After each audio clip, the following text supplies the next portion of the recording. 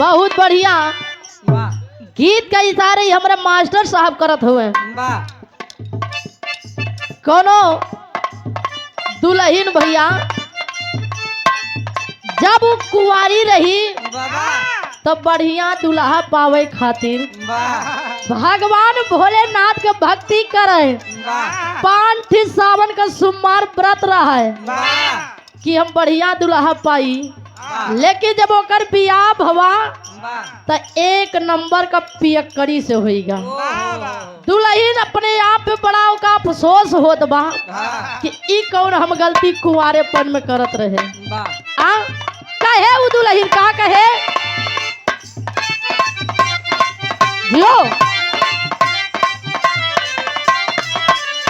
वाह आप बड़े भैया राजकुमार पाल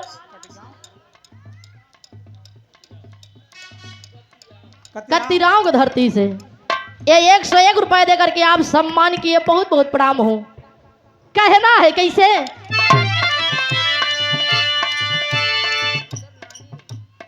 अच्छा राजकुमार भैया जी के ये नानी जी का स्वर्गवास हुआ जिनके 13वीं में आज हम आप एकत्रित हुए हैं। वाह भगवान दादी माँ के आत्मा को शांति प्रदान करें, स्वर्ग में उच्च स्थान मिले बाबू।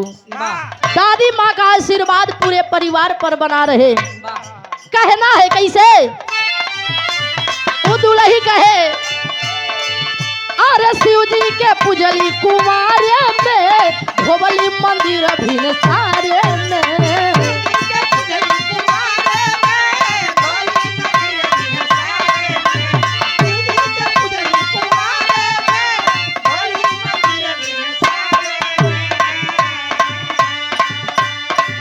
अरे शिव जी के पुजली कुमारे में भोबली मंदिर भिन सारे में। अरे पूजत पूजत बीतल लारी चाहिया ये साखी है मिलल बा ड्राइवर हमरो साइया ये साखी मिलल बा।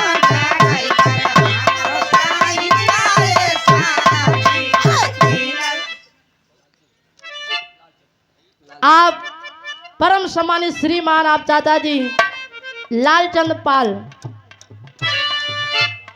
लालचंद चौहान, हाँ क्या बात है। आप चाचा जी के तरफ से 21 रुपए का महान आशीर्वाद वाह आपके श्री चरणों में कोटि कोटि प्रणाम। कहना है अरे बीते पत्थर पे जिंदगी नया राम लगाता।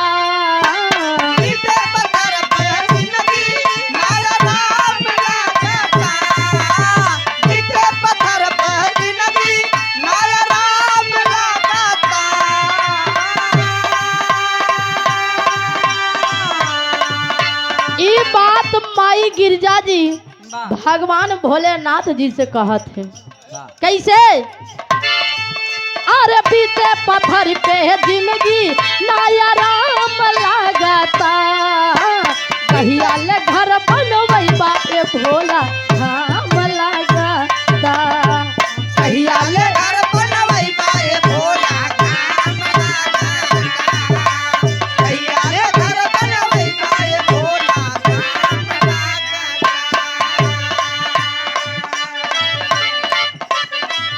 अरे बलमा अरे बलमा ए हो बलमा।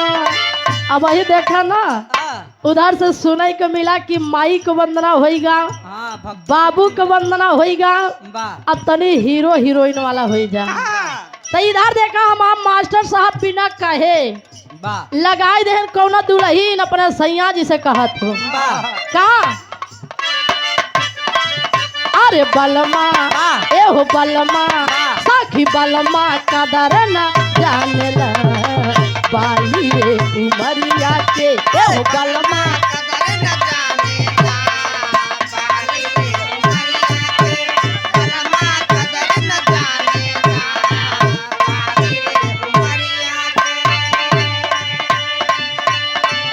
अरे केतना जगा के राखी बाबा बाबा दुल्ही कहे वाह अरे केतना जगा के राखी हई कोमल शरीरिया के अरे बलमा एहो बलमा सखी बलमा कदर न जानेला बाली रे उमरिया के एहो बलमा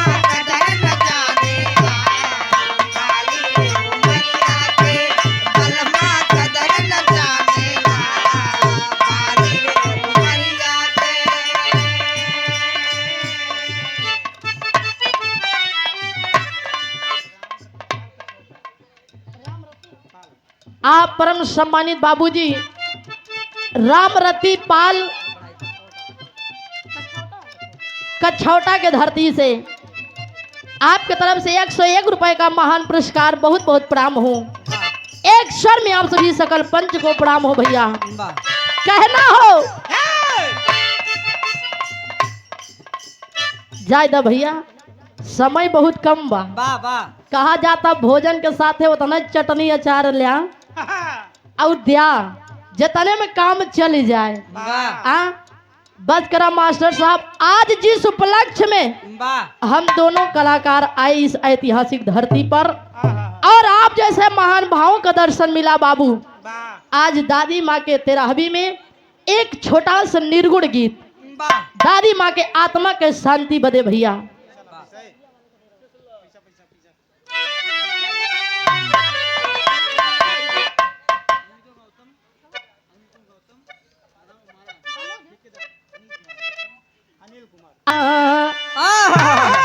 अरे सारंगिया वाले का डेरावा, अरे सारंगिया वाले का डेरावा बताई दे रे छोटकी नाना की।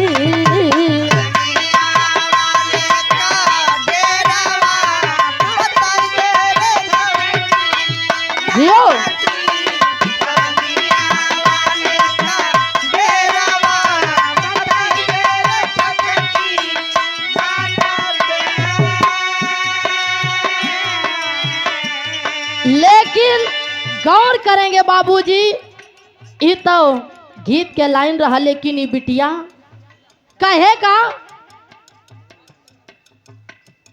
ई धरती पे बाबू जितने भी प्राणी जितने भी जीव जंतु जन्म लिए हैं सबको एक ना एक दिन इस धरती को छोड़ करके जाना है।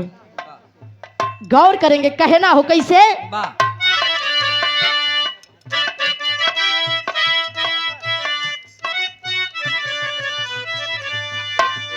अरे 4 दिना के बाद से रावा,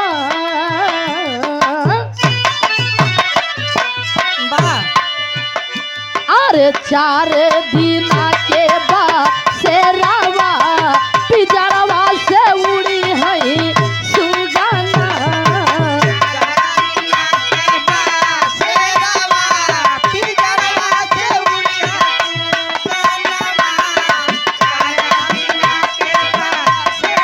बाबू ये ना भाई,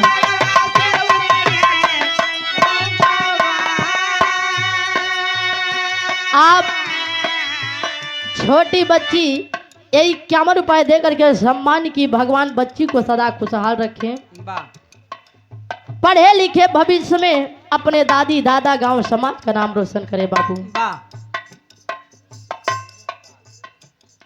आप भैया सूरज पाल कछौटा के धरती से 101 रुपए दे करके आप सम्मान किए, बहुत बहुत प्रणाम हो। कहना है कैसे? अरे 4 दिना के बाद से रावा पिजड़वा से उड़ी है सुगाना।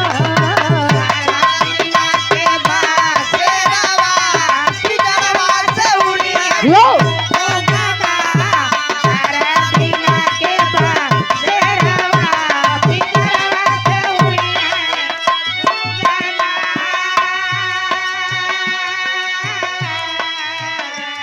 आप रामचंद्र पाल भैया जो दादी माँ खत्म हुई हैं, जिनका स्वर्गवास हुआ है, उनके भतीजे साहब 101 रुपए देकर के आप सम्मान किए, बहुत बहुत प्रणाम हो।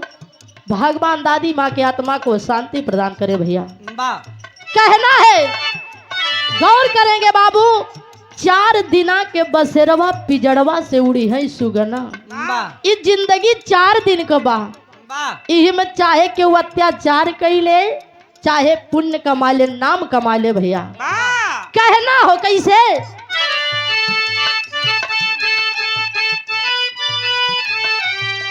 अरे रोके से ना केहू के रोकाई,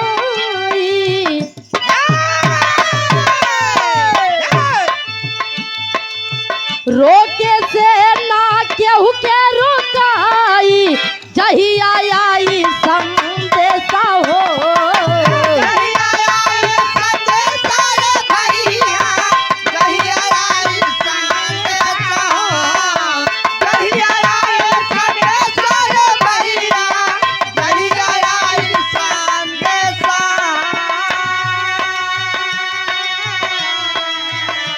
जौने दिन बाबू ऊपर से आदेश आई जाई कि आज फलाने नाम के व्यक्ति का उठावे के बयानी लिया आवे के बा, ओ दिन ई धरती पे केहू इतना बलवान, इतना बलशाली नहीं बा जे अपने आप का रोक ले बाबू।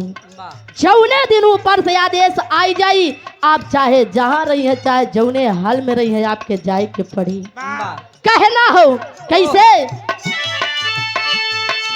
रोके से ना केहू के रोकाई, जहिया आई संदेशा हो।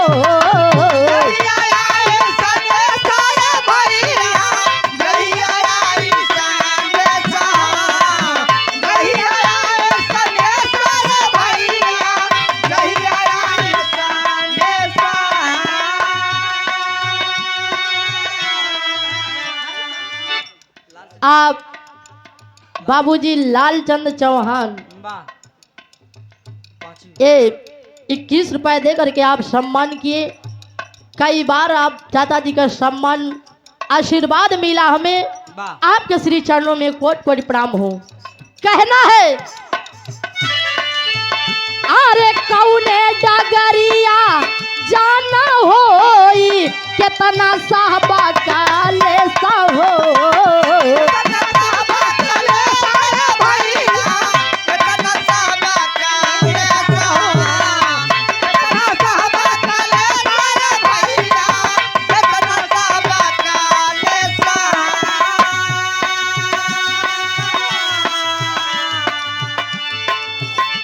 अरे छूटी ई माया के डेरावा,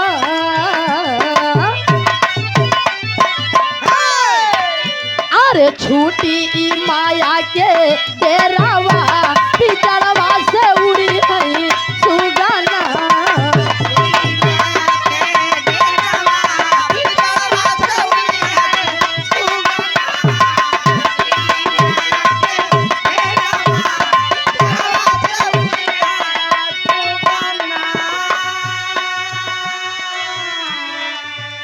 कौने डगरिया जाना होई, कितना साहबा कलेश हो, कहाँ जाए के पड़ी केहू को पता जाता नहीं बा बाबू।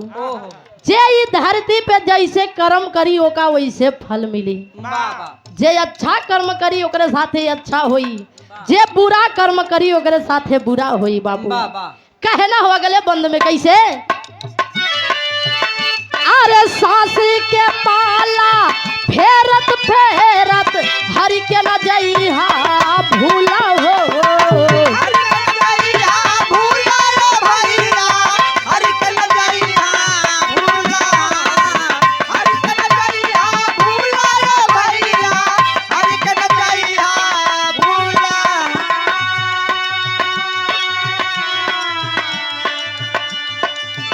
अरे आम कहाँ से खैबा ये बाबू,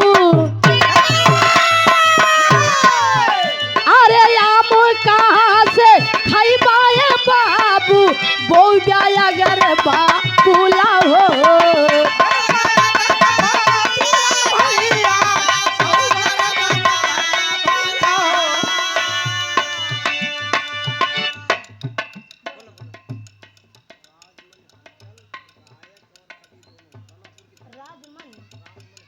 आप परम सम्मानित श्रीमान आप गुरुदेव जी राजमणि हलचल गायक और कवि दोनों हैं। आप गुरुदेव जी के द्वारा बिटिया के आशीर्वाद मिला।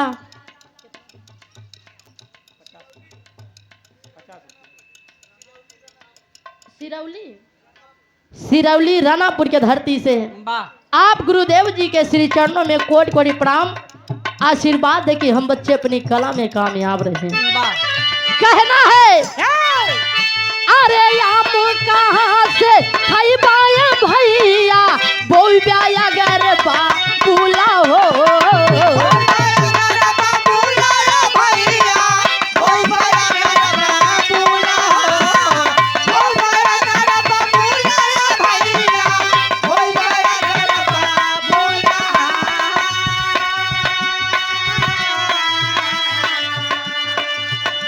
अरे सुख के ना देखबा सा पेरावा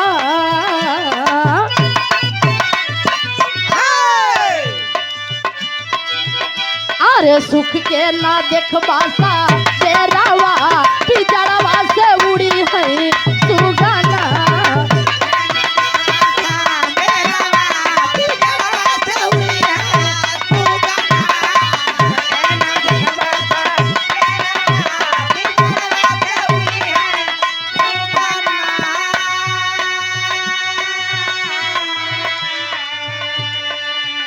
सुख के ना देखबा सबेरवा पिजड़वा से उड़ी है सुगना।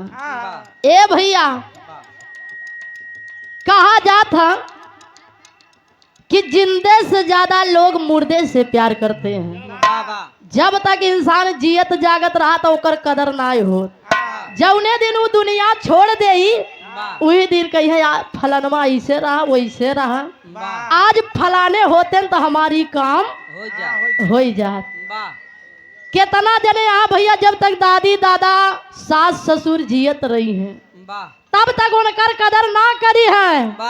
जौने दिन दादी दादा ये धरती के छोड़ के चला जाई हैं चाहे एक लोटा पानी के बिना तरसा हो, लेकिन जौने दिन धरती के छोड़ के चला जाई है वो दिन कही है कि दादा यह खात रहे दादी सुरतिया खात रही उनके टोकी में गठिया ही दिया। तब लोग के याद आवत है भैया। यही से कहा जाता कि जब तक हम आप जीवित हैं इस धरती पर जिंदा है तब तक एक दूसरे की कदर कर लिया जाए। आखिरी और अंतिम लाइन में कहना है कैसे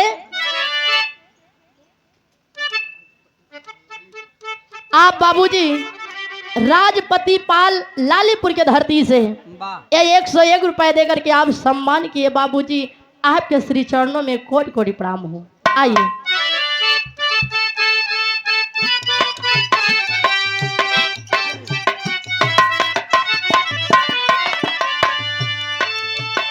अरे गुरु दयाराम काहे हमेशा बतिया के समझ आई हो।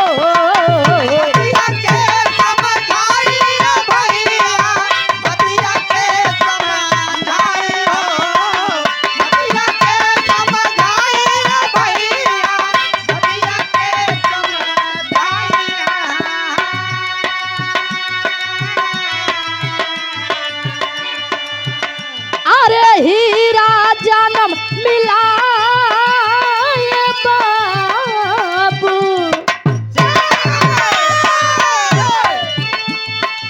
हीरा जन्म मिलाए भैया व्यर्थ न दिया पाई हो।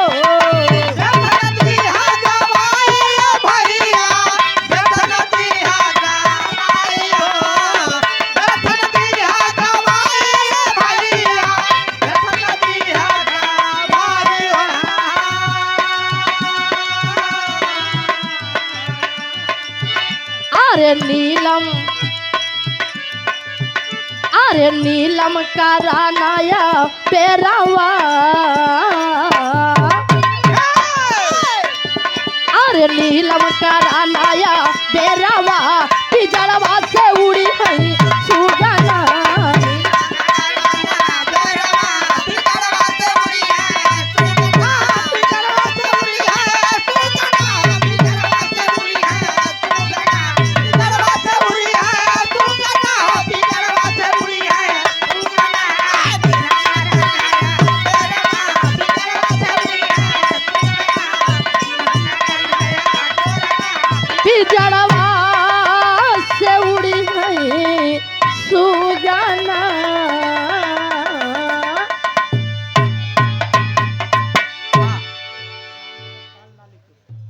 प्रणाम सम्मानित चाचा जी राम मूरत पाल लालीपुर के धरती दिल कहीं से उनको ऐसे मेरे ढूंढना मौसम है।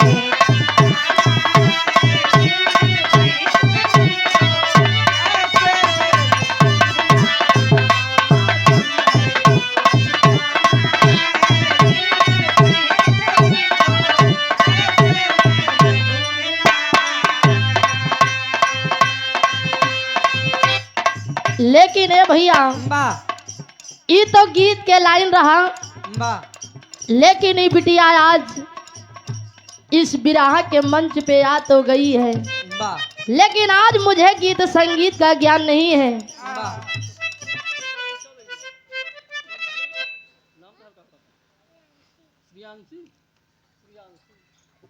आप छोटी बच्ची सियांसी के तरफ से ये ढेर सारा माया पुरस्कार, भगवान बच्ची को सदा खुशहाल रखे। एक स्वर में आप सभी सकल पंच को प्रणाम हो भैया। कहना है ये बिटिया माई भगवती से अरदास करे कि है माई आज हमके गीत संगीत के ज्ञान ना बा, आज ही भरल महफिल में ये बिटिया के लाज को बचा ले माँ। अब कहे बेटी का ये है बात,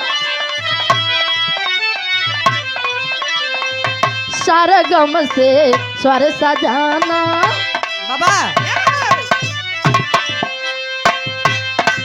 सरगम से स्वर सजाना बिटिया को माँ गवाना देखे यहाँ जमाना सरगम से।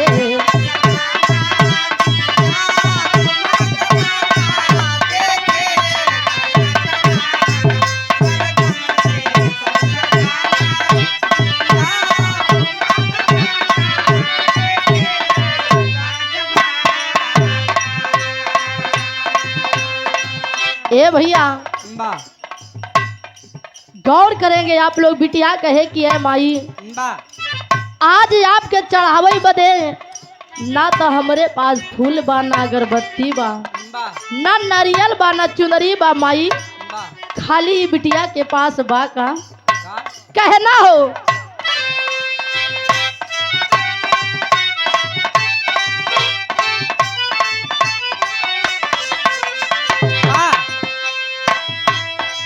श्रद्धा का दीप लेके बेटी भटक रही है,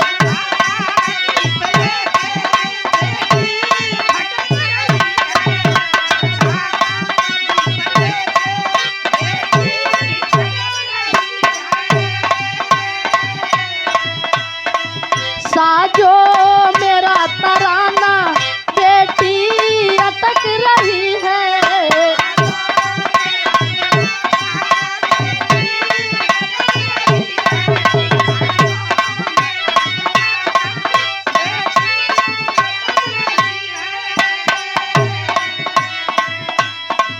बेटी अटक रही है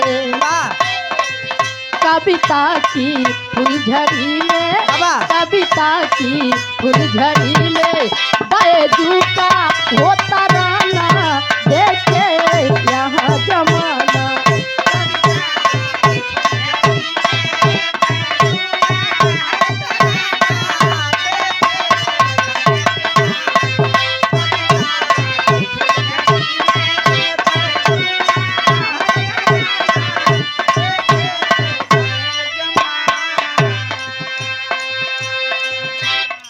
बिटिया कहे कि है माँ आज ना तो हमके गावे के सहूर बा और न तो ये भैया लोग के बजावे के, आज सिर्फ आपका ही सहारा बा माई, आपका दया दृष्टि आपका मर्जी हुई तो जरूर ही बिटिया के गीत में चार चांद लगी।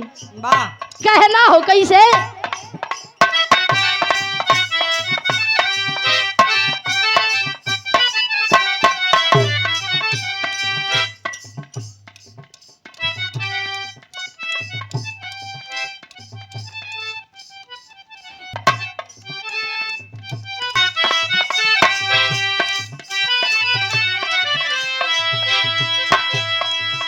स्वर साधना की देवी करुणा मई मतारी।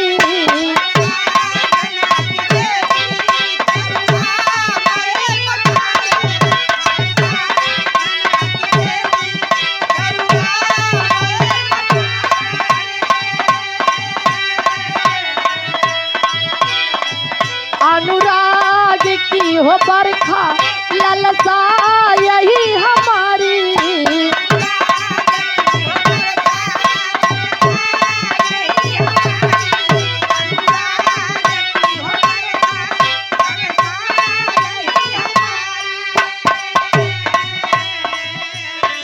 ललसा यही हमारी।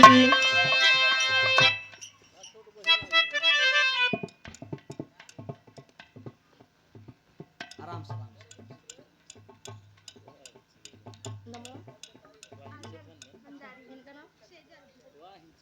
क्या बात है। आप छोटी बहन सेजल और आंचल ये बड़ा ही सुंदर अंग वस्त्र गमछा दे करके बड़ा ही सुंदर पुष्पहार वाह 101 रुपए दे करके आप सम्मान की बहुत बहुत प्रणाम। वाह एक स्वर में आप सभी सकल पंच को प्रणाम हो भैया। वाह।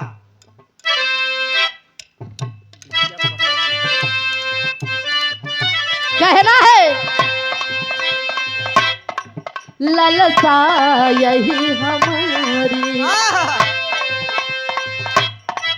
काली काल की घड़ी में काली काल की घड़ी में कहीं देर न लगाना देखे जहाँ जमाना।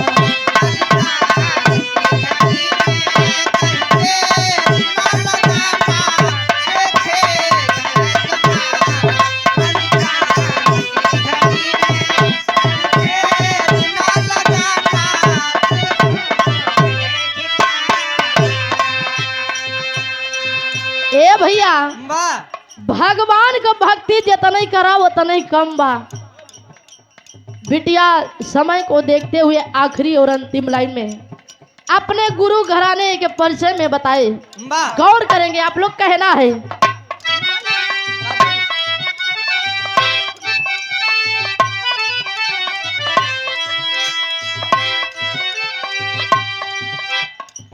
दया राम की विरासत गुरु भोला की है धरोहर।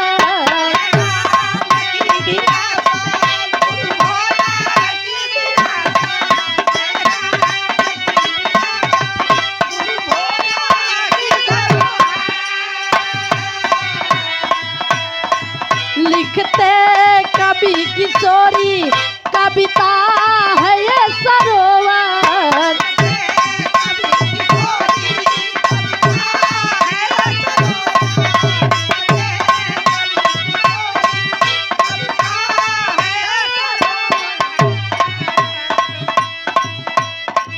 कविता है ये सरोवर। बाबा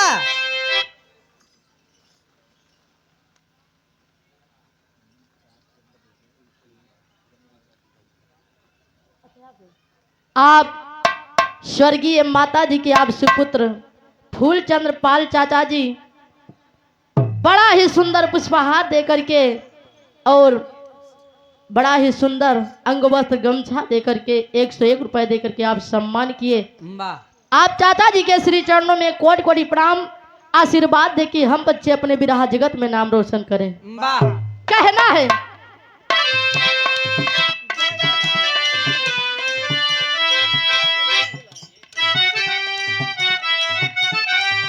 दया राम की विरासत गुरु भोला की है धरोहर।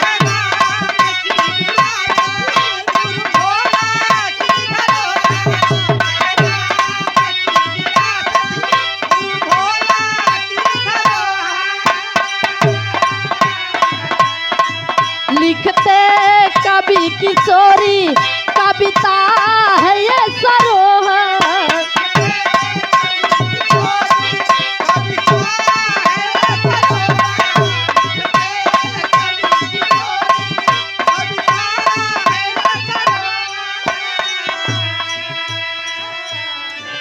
कविता है ये सरोवर। नमो चाचा। लालचंद, आप परम सम्मानित श्रीमान लालचंद चाचा जी, 21 रुपए देकर के आप सम्मान किए। आपके श्री चरणों में कोटि कोटि प्रणाम हूँ। वाह आशीर्वाद दे कि हम बच्चे अपनी कला में कामयाब रहे। वाह कि नीलम का मैया कर दो, बाबा बाबा कि नीलम का मैया कर दो, बाबा सबको यहाँ दीवाना देखे यहाँ जमाना।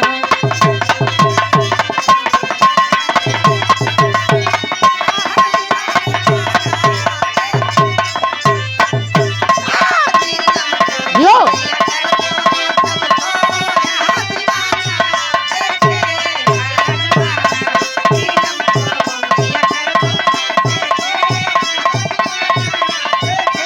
यहाँ